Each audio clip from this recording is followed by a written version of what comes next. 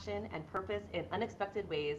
This month, we're focusing on business and entrepreneurship, how ideas turn into ventures, and how people navigate the risks and rewards along the way. That's right. And we are joined by someone who's not only reinvented herself, but done it with courage, creativity, and a serious sense of purpose.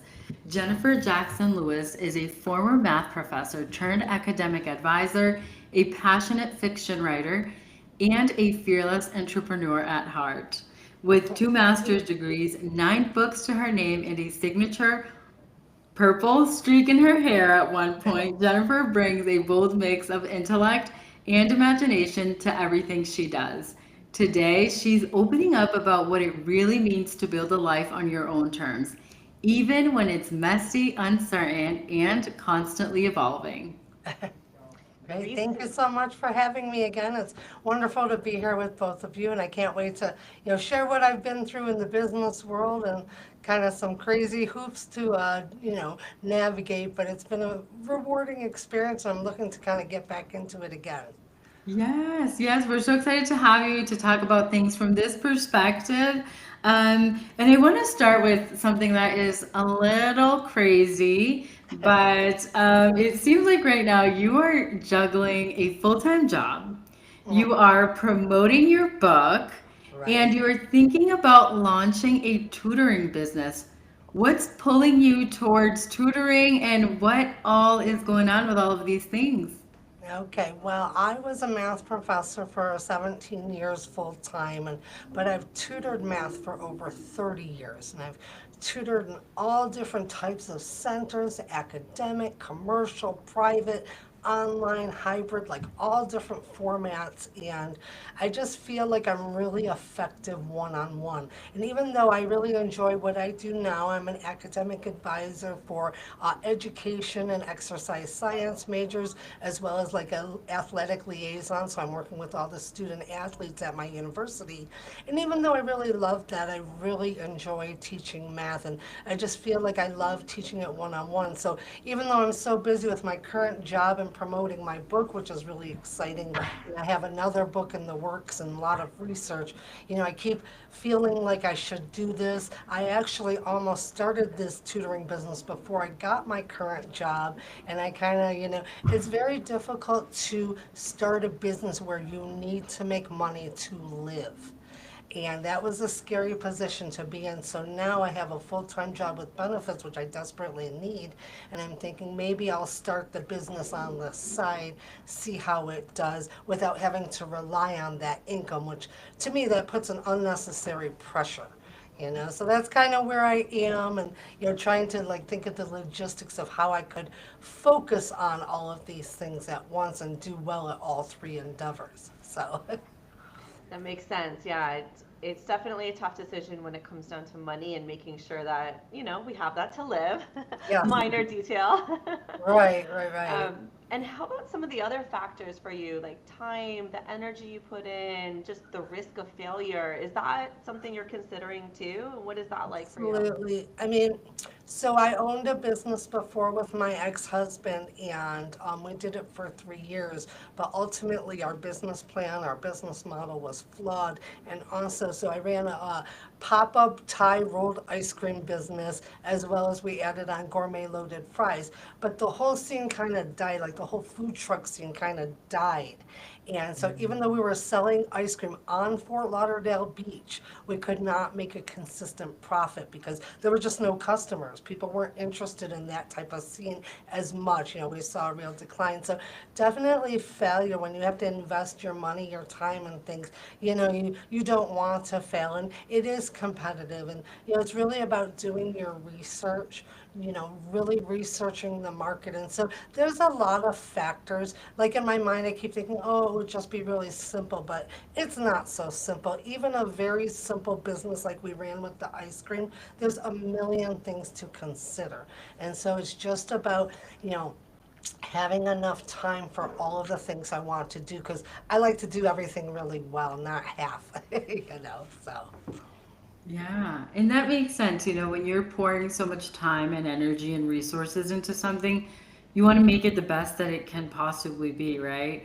Um, And you mentioned your business, your ice cream truck business, and you mentioned how, the business model was flawed.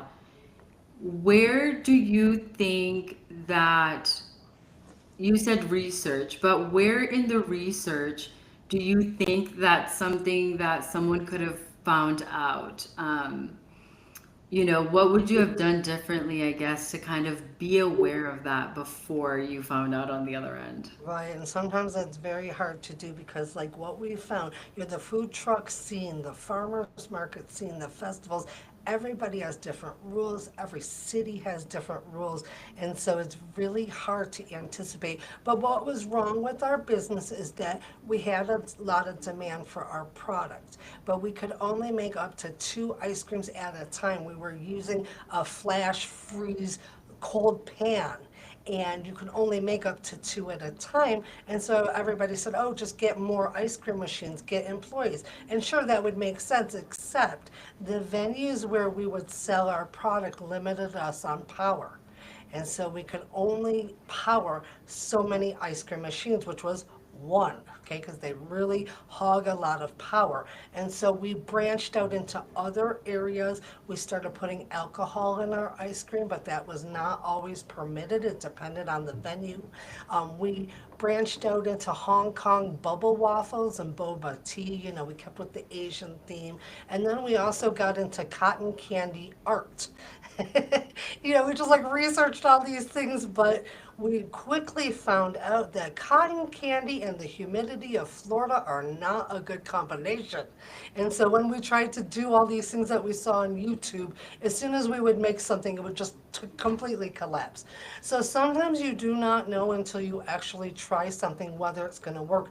But advice I can give for others is, you can research online, but it's best to go and talk to people and to study what are other people doing who are successful. And so I would really look at like who was selling at the various markets and why. Was their signage better? Was their position better? Like what factors made it so that some vendors were selling a lot and others were not? And ours was really a speed factor. We could not go. One time we did this cancer like event and we were the only food vendor and we had a line out the park. It was so stressful because it's like people are standing around angry because we could only produce a certain amount at a time and people wanted their ice cream fast, and so that got a little stressful. So it's very hard to anticipate these things, but definitely doing research. And then one more thing I want to mention is we found out that the Small Business Administration offers a free mentorship program. And so we got a business mentor we met with, very experienced guy. We met with him once a week for an hour, and he really helped us to understand why our business model was so flawed, and then we worked on different things to fix it. So yeah, lots of considerations for sure. I really love your entrepreneurial spirit and the fact that as you've gone forward in life, like you don't give up. You keep trying new things and finding new ways and just keep moving forward with that. I'd love to hear more about the the business when you were a computer programmer and Oh, what that was like. okay, well, I don't know. It's kind of an idea. So after I planned my wedding, my first wedding, and I saw all that is involved in planning a large event. At the time, I did a lot of cold calling. This is kind of like the internet was brand new. And I found out at the time there was no comprehensive software for the professional event planner. So I had this really great idea. I mean, I'm talking people who plan parades, corporate events, bar mitzvahs, weddings, there's all different types. And I still think there's not a comprehensive software. These people have so many details to track. But I didn't know much about business at the time, never took any business courses, and nobody I knew anything or was interested. And so I kind of let the idea go because I didn't know how to implement it. What I had in mind was such a large scale endeavor. I thought by the time I could design this and write this, it's going to be completely obsolete by the time I could get it out there. So I had the idea, but not the know-how to implement an idea that large. So that's, that was my idea. And, I always thought it was a good one, but I've moved in other directions. So, Yeah. Yeah, and absolutely. I mean, that's what being an entrepreneur is, right? Is like thinking about having these grandiose ideas and then getting to work and trying to figure out how can you make that happen? How do you ground that? How do you bring that into existence? And, unlike some of your other ventures, perhaps this was one where you did a lot of, realization before it and kind of realized like this is a very large scale. Um, and there was, from that perspective, what do you think you learned in comparison, like from I had this great idea that I didn't pursue, and then pursuing, for example, your ice cream truck venture? What do you think was learned between those? well, I think that the ice cream truck venture, it was kind of, it was a what did I say? We had a whole issue with we had ordered a food truck from China, which I'll probably talk about later. We were going to open a different type of business, and we had researched it and everything. And then we got into this whole legal thing with customs, who confiscated our food truck that we ordered from China. So in the meantime, we just kind of started this other business, and we did not do enough preparation perhaps. But I mean, I think, the difference from then to now, when I actually did open a business, it was with my ex-husband who had already owned a food truck, and he was a trained chef, so he had the expertise that I just didn't. He also had a best friend who was a lawyer who was like kind of guiding us. So I felt like I had a lot more help in areas that I didn't know. And so I let him focus on what he knew, and then I was able to contribute what I knew. So it's good to, I think in business, unless you know how to do everything, to have a partner that complements you so that, I know about these areas, you know about those, and so it's a good match. And I think that's what the difference was.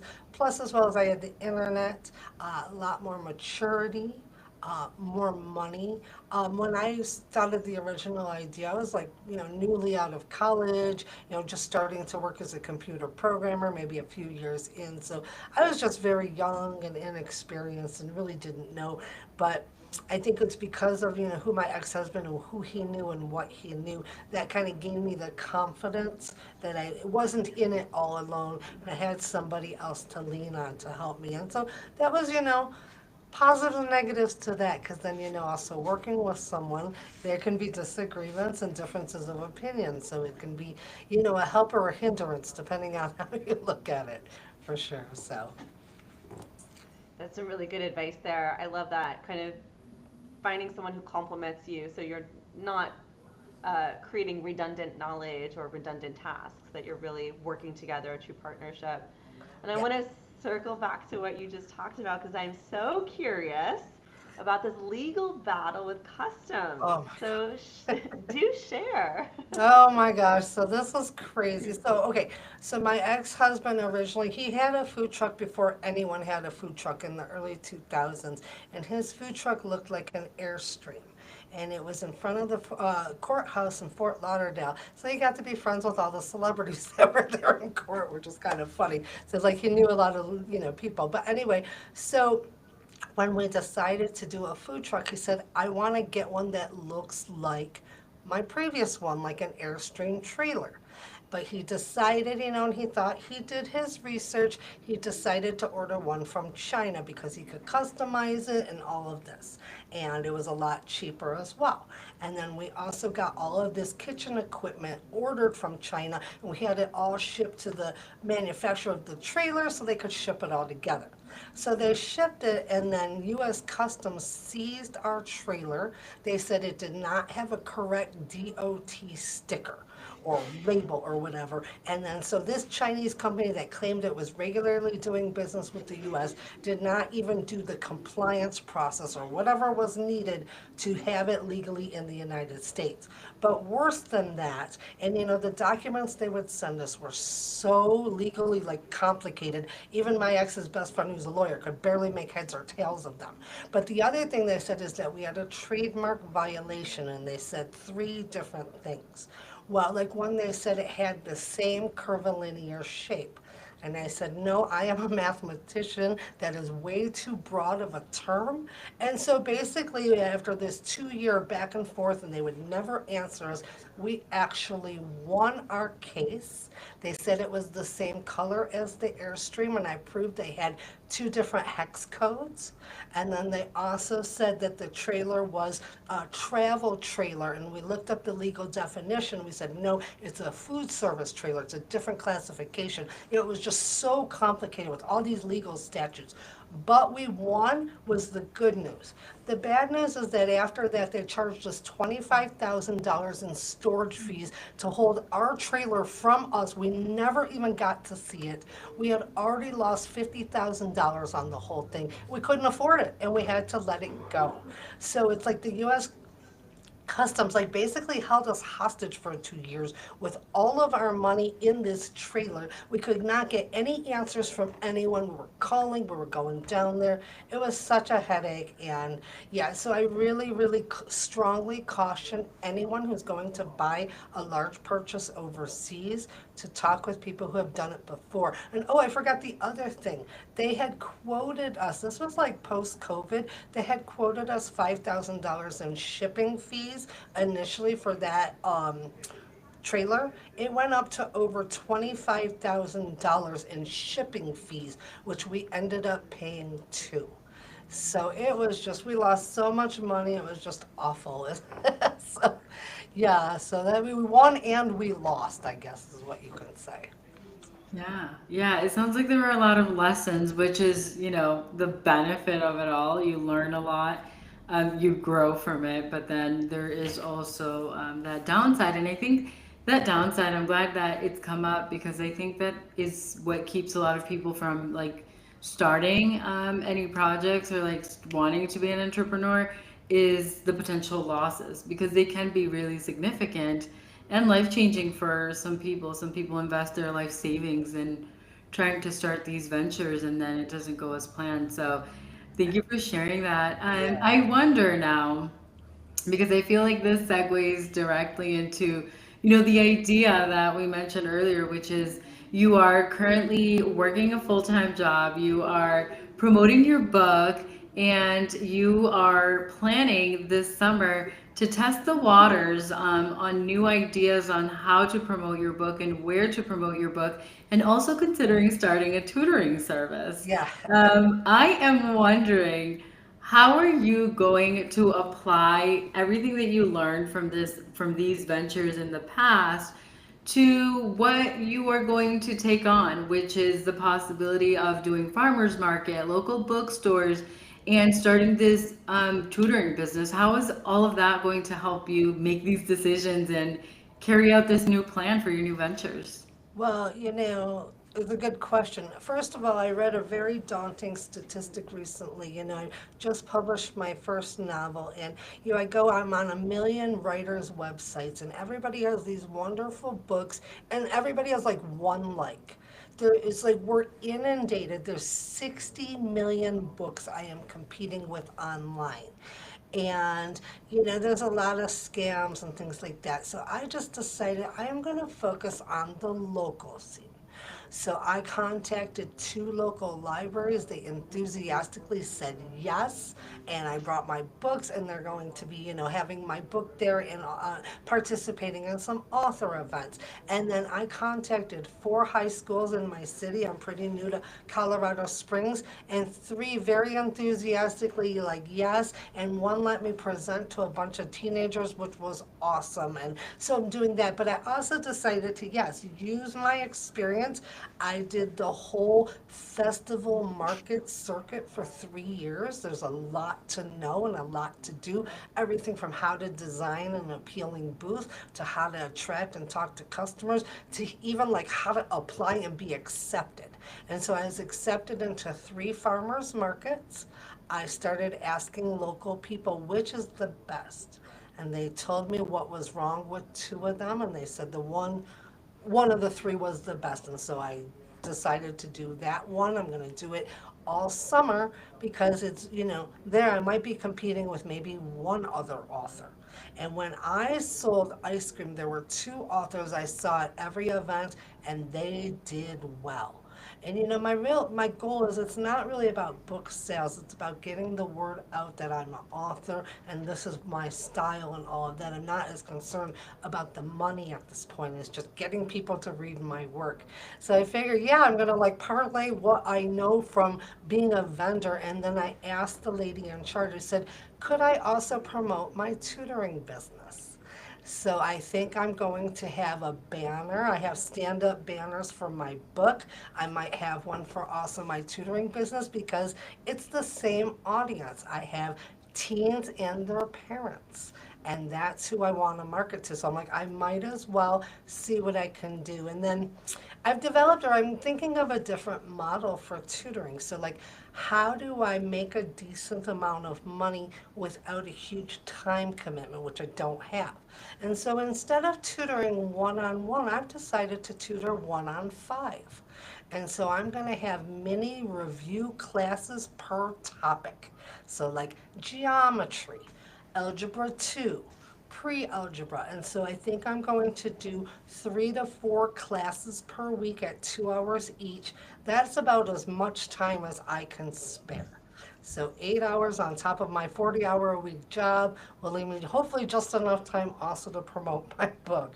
And so we're going to see, but if it's too much, I can always put the tutoring business on hold.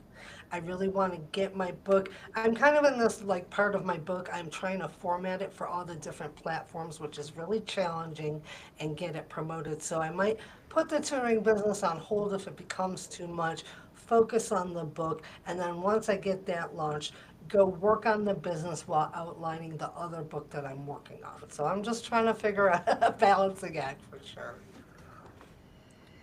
Sounds like you have a great strategy in place. And I love that you kind of said, you know what? Yes, there's a lot of competition out there, 60 million to be exact. And that's not intimidating you at all. You're going to start local, which I love because then you get that in person connection with people. You get to talk to them about it and explain what you're all about and what's really inspired you to move forward with this path.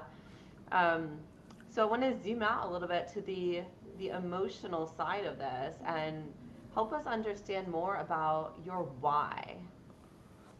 Why in terms of the tutoring business or what? Why are you pursuing all of this? Like, what is it that is driving you to do the book promotion, the tutoring? Like, what's that deeper internal need for you? There's so many things, and I have a fourth area that is another thing. I'm really into woodworking, and like part of me really wants to open an Etsy store because I love building furniture and painting it. So that's like another area of interest. But right, it's really about I just really enjoy being creative. I really love tutoring math, but I worked for a lot of others. There's kind of like a sense of pride of doing it yourself. Your success or failure is your own. You answer to yourself. Of course, you answer to your customers. But I don't really know. It's funny how, how like some people have a theme song or whatever. And I always have, like, I always think of things in terms of whether they'd make a great invention or a great business or a great band name or a great name of a movie. Like, I always just think of those types of things.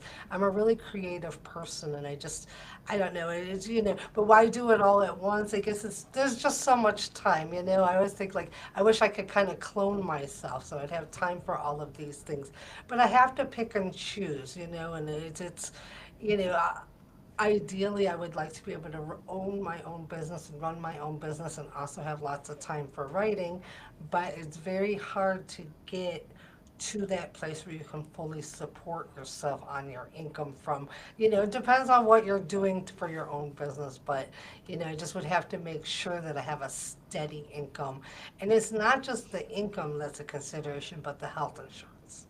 Very expensive, and that's another big consideration. So I'm just, still kind of in the research phase of how I could realistically implement all of this and realize, and maybe enough of a profit to be able to do it full time. Like, how do you transition to a part time to a full time endeavor? How do you know it's going to be successful? And so I think that I want to just see this summer what interest I will have in the tutoring, I expect I will have a lot of interest.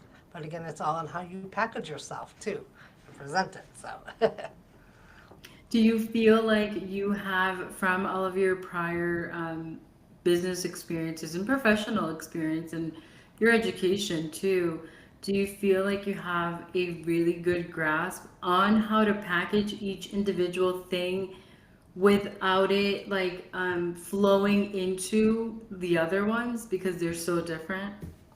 um, no, I'm not sure what you mean about flowing into the other ones. Like, for example, I'll give you an example. So, for example, if I present myself as a podcaster, let's say, to the general public, and I'm trying to sell services as a podcaster, as an example, would it then, how could I then promote myself as a writer, for example, Mhm. which, um, without it impacting my image of podcasting? For I got you. No, actually, I think that my two endeavors will complement each other and I can promote myself because my goal in writing is to help like students, teenagers, and young adults become aware of STEM areas. You know, I'm a math teacher and that's like my whole goal. So they really tie in well. So, for on my website about my book, I can also promote my tutoring services because it's connected and relevant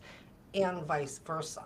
So, and then I also, I plan to, and another area of interest that's related to both is I love writing mathematical content. And so I'm also thinking about writing some how-tos or recording videos to put online for like mini lessons. And so I have another concept, it's called Math Minis, where I give students a mini course to prepare for a certain math class. So if you need to take Algebra 2 and you haven't been doing anything all summer, here's a mini crash course to get you ready. So I'm kind of thinking of that too. So all of these are very related because they're the same audience and because my books are all STEM content, they actually, it wouldn't be, it would be appropriate to kind of like cross promote them. So, but I do have to think about how I could package it, right? There's so many ways I'm learning to present yourself. And so I'm still kind of looking at what is the optimal way to, get people to take you seriously and want to invest time with you and or want to hire you to tutor their children in math. So it's all about credibility and image, I guess.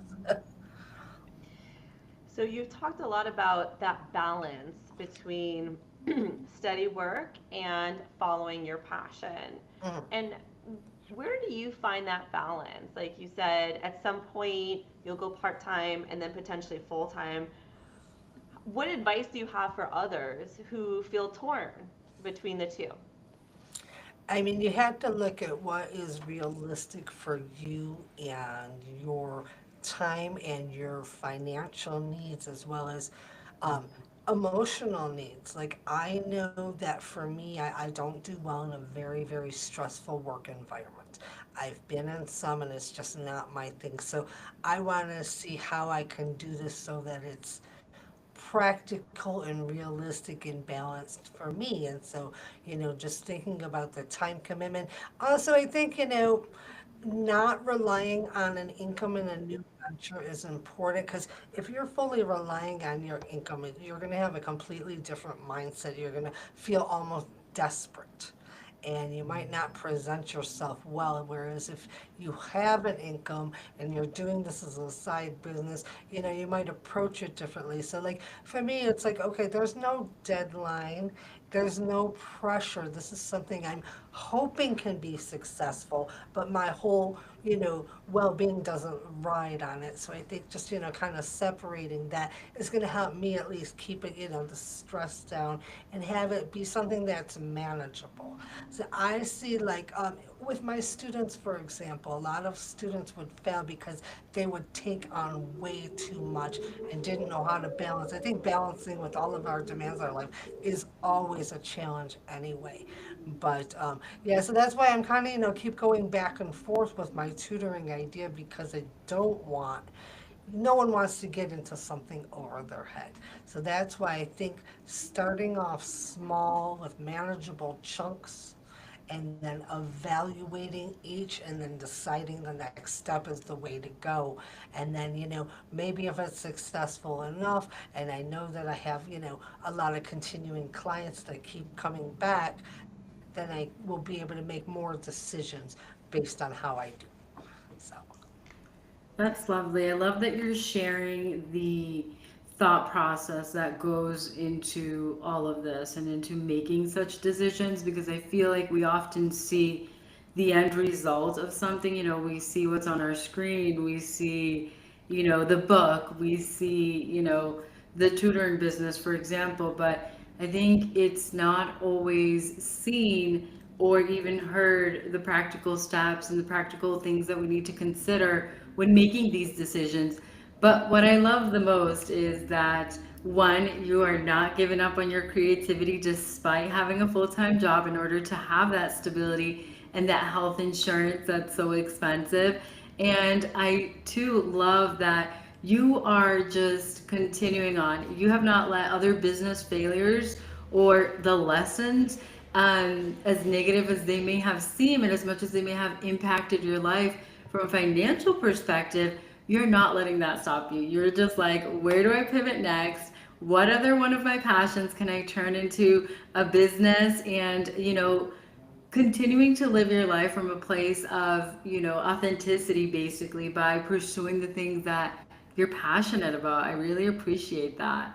thank you. I mean, I just turned 51. I'm not happy about it at all. And it's like, I only have one life, and I don't want to sit and say, one day I'll do this, one day I'll do that. A lot of people do that, especially about writing. I talk to people all the time, like, oh, I'd really like to write, and maybe one day I will. And I just realized it is one day for me. It's time now. I don't have time, to just keep saying one day. And so, even though I'm passionate about a lot of different things, I also kind of want to open a dog rescue. That's another area because I love animals. But it's just, there's just one of me. And then I also have to look at my financial resources. Like right now, I do not have a lot to invest in starting a company.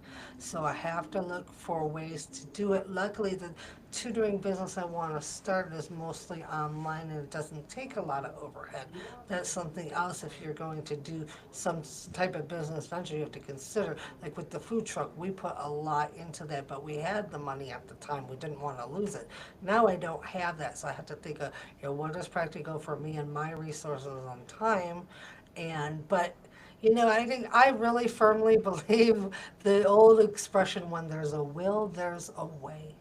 And I'm a big problem solver. In fact, that's why I love, that's why I love woodworking. I love figuring out how am I going to build this cheaply, and I just love to do that in my life. Like, how am I going to do this cheaply and well and effectively so that I get to where I want to go. And sometimes it's not an obvious path.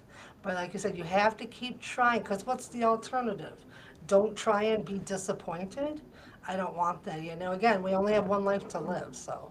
I love that. And as we're winding down here today, you've touched on it a bit, but we're curious to know what a fulfilling future looks like for you, one that includes your creativity, your business goals, and your personal life. Right. I mean, I see, I really enjoy the academic advising, and I think maybe I could do that as part of my tutoring business. Like, one big area that I've noticed is there are some people who specialize in helping students apply to college. So that I could definitely work that experience. Every experience I've had, I can work into this business. But I really would love to work for myself, work remotely. I would love to have time for writing. And yes, I would love to have a little piece of land with a dog rescue, because that's something else I'm really passionate about. And, I just need more time, but I mean, I just really would love to, I really, people really dislike math, and I can kind of understand why.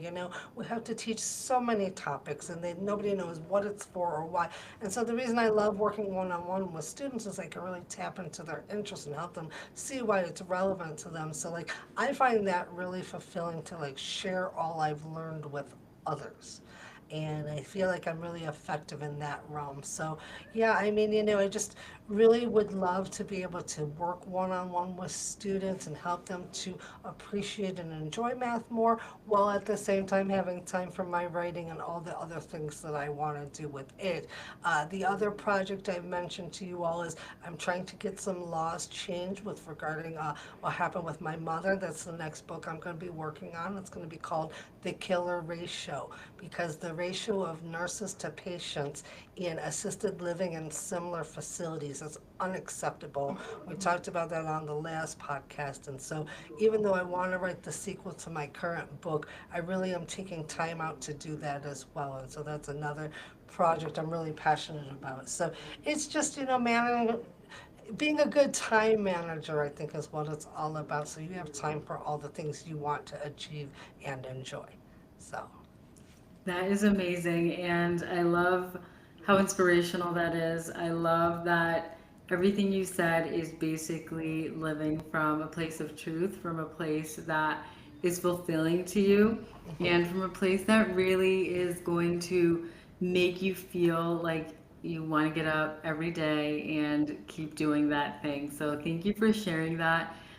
To our listeners, thank you for listening today. That is it for today's episode on flying upstream. Jennifer's story really is a powerful reminder that pursuing your passion isn't always clear cut, and sometimes the smartest next step is the one you take while you're still holding on to stability. absolutely. Well, thank you all so much for having me, and for letting me share about my book and my aspirations with my tutoring business, and just in general for great conversation as always. So really appreciate it. Amazing. Well, thank you again, Jennifer. And for our free spirits, feel free to send us your thoughts at flyingupstreampodcast@gmail.com. We just might share you in a future episode. Thanks for listening. Keep questioning, keep exploring, and of course, keep flying upstream. Until next time. Bye, everyone.